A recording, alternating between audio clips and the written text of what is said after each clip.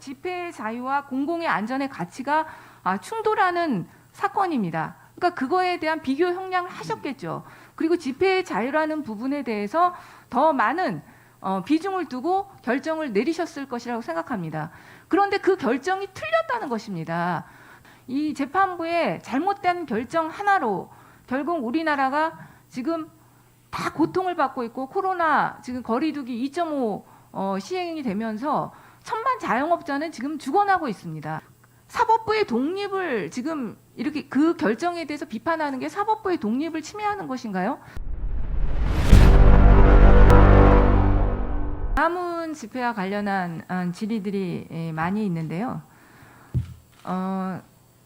제가 어제도 법원 행정처장님에 대해 똑같은 질의를 드렸었는데요. 저는 이번 이 광화문 집회 집행정지 사건과 관련해서 여러 정세균 총리를 비롯해서 정부 관계자들이 얘기하는 부분이나 그리고 국회의원들이 얘기하는 부분도 포함해서 그것은 사법부의 독립과는 무관한 일이라고 생각합니다. 왜냐하면 재판부의 결정에 대해서 그 결과에 대해서 비판할 수 있는 거 아닙니까? 네, 그렇습니다. 지금 그 문제인 거죠. 결과에 대한 비판은 누구나 할 수 있다고 생각하고 특히 국가를 경영해가는 입장에서는 정말 국민 지금 27만 명이 넘는 분이 이 판사의 해임을 촉구하는 그런 국민 청원을 하고 있는 상황입니다. 이 재판부의 잘못된 결정 하나로 결국 우리나라가 지금 다 고통을 받고 있고 코로나 지금 거리두기 2.5 시행이 되면서 천만 자영업자는 지금 죽어나고 있습니다. 그리고 우리 국회도 코로나 초기에만 해도 이렇게 방역막 설치하지 않았고요. 지금 후보자님 인사청문회가 이렇게 조용한 가운데 진행되는 것은 처음입니다. 제가 법사위원으로서 많은 대법관님과 헌법재판관님들 청문회를 했는데 정말 평상시 같으면 정말 많은 보도진들과 또 보좌진들과 여러 사람들이 있는 가운데서 청문회가 진행됐을 것입니다. 그런데 지금은 정말 단 50명밖에 이 청문회장에 들어올 수밖에 없는 상황이고요. 이런 상황들이 모두 초래된 근저의 하나의 원인으로서 저는 이 광화문 집회 집행정지 인용 결정이 있었다고 생각합니다. 이것은 결과인 팩트예요. 실제로 그 재판부도 저는 고민은 분명히 있었다고 생각합니다. 집회의 자유와 공공의 안전의 가치가 충돌하는 사건입니다. 그러니까 그거에 대한 비교 형량을 하셨겠죠. 그리고 집회의 자유라는 부분에 대해서 더 많은 비중을 두고 결정을 내리셨을 것이라고 생각합니다. 그런데 그 결정이 틀렸다는 것입니다.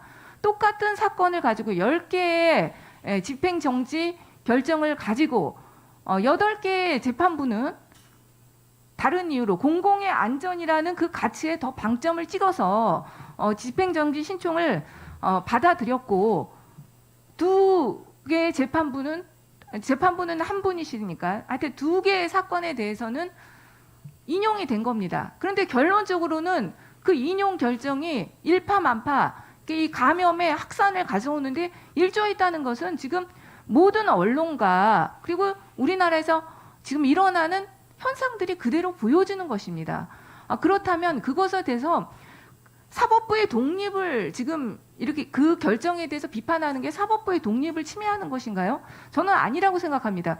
그 결정을 내릴 때 이렇게 하지 말아라. 이렇게 하는 것이 사법부의 독립을 침해하시는 것이죠.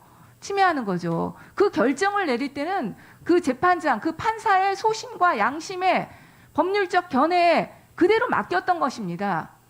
그렇죠?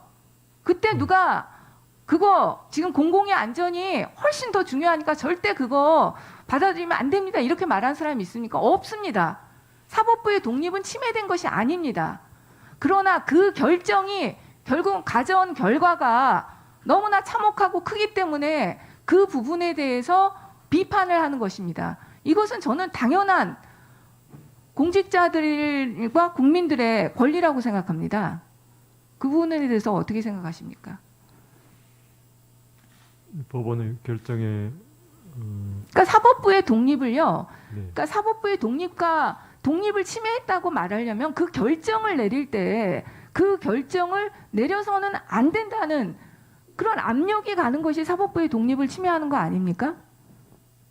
네, 그럴 경우에는 당연히 침해가 됩니다. 근데 이 사건은 그런 사건이 아니잖아요. 결과에 대한 비판인 것이죠. 결과. 그 결과에 대한 비판은 당연히 저는 재판부가 받아야 된다고 생각합니다. 지금 이 결정을 내리신 재판부가 법률적으로 어떠한 제재도 받지 않고 향후에 어떤 책임도 지지 않지 않습니까? 책임을 지울 방법이 있습니까? 후보자님? 특별한 전혀 없죠. 방법은 없습니다. 전혀 방법이 없습니다. 그러면 그 결정에 대해서 판사는 그 결정 내리고 그냥 아무것도 어떤 책임도 지지 않아야 되는 건 아니지 않습니까? 그 책임이 바로 이 비판을 감수하는 것이라고 저는 생각합니다. 본인이 내린 결정에 대해서 본인 스스로의 법률적인 식견과 양심에 의해서 내린 결정이 결론적으로는 잘못됐기 때문에 그거에 대한 비판을 받고 책임을 져야 된다고 생각합니다.